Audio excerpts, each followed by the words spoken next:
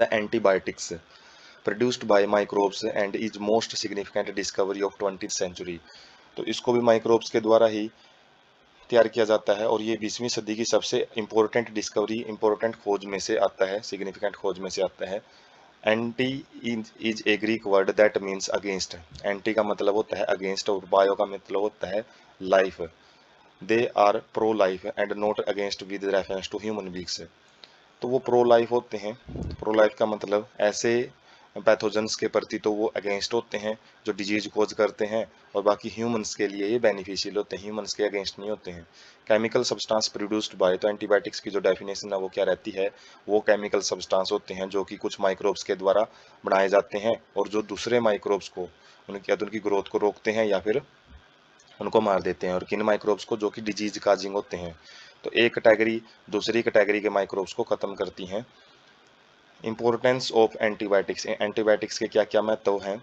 Used to treat deadly disease, जो बिल्कुल घातक बीमारियां होती हैं उनको खत्म करने के लिए, उनको इलाज करने के लिए।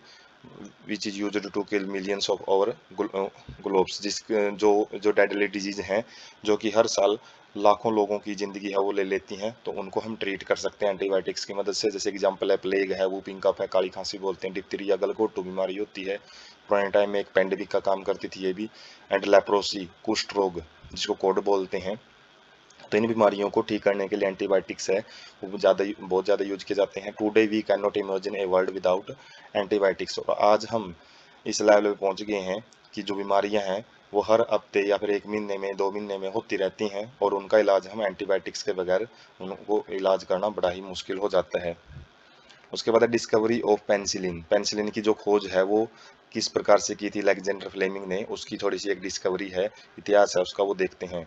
Alexander Fleming while working on streptococci bacteria, जब अलेक्जेंडर फ्लेमिंग स्ट्रेप्टोकोकाई नाम के बैक्टीरिया के ऊपर एक्सपेरिमेंट कर रहे थे, काम कर रहे थे, तो उन्होंने क्या ऑब्जर्व किया कि streptococci could not grow around a mould growing in unwashed culture plate. तो जो अलग अलग उपकरण यूज किए जाते हैं लैब के अंदर, तो एक जो उपकरण है, अलग अलग जो बीकर वगैरह हैं, जो फ्लास्क वगैरह हैं, तो वो एक टाइम जो एक्सपेरिमेंट कर रहे थे उसमें कुछ जो प्लेट वगैरह हैं, कल्चर प्लेट वगैरह होती हैं, वो अनवाश्ड रहेगी, वो ठीक ढंग से नहीं धोई थी, वो मतलब स्टेरिलाइज नहीं की गई थी अच्छे तरीके से। तो जब ये ग्रो कर रहे थे स्ट्रेप्टोकोकाई बैक्टीरिया को, तो वो ग्रो नहीं हो पा रहे थे वहाँ पे।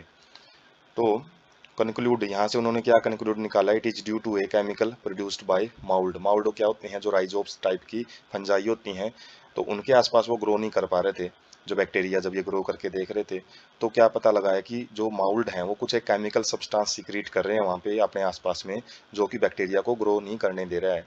ही नेम्ड इट पेनिसिलिन, और उन्होंने जो माउल्ड वहाँ पे जो बैक्टीरिया ग्रो नहीं करने दे रहे थे उनका नाम पेनिसिलिन रखा। किसके वजह से, एक पेनिसिलियम नोटाटम एक साइंटिफिक नाम है ये। तो इस माउल्ड के नाम के पीछे ही, इस माउल्ड का नाम है, इसका साइंटिफिक नाम के पीछे ही इस केमिकल सब्सटेंस का नाम पेनिसिलिन रखा है।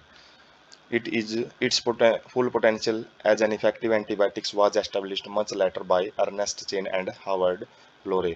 उस टाइम में उन्होंने हालांकि इस चीज़ की खोज तो कर दी थी कि ये केमिकल इनको ग्रोथ नहीं करने दे रहा, और केमिकल का नाम भी इन्होंने रख दिया था, लेकिन इसको एंटीबायोटिक्स के रूप में सबसे ज़्यादा जो इफेक्टिव यूज की इन्होंने बताया है, दो साइंटिस्ट ने बताया है, अर्नेस्ट चेन और हावर्ड फ्लोरे ने इसको एंटीबायोटिक्स के रूप में यूज करना स्टार्ट किया।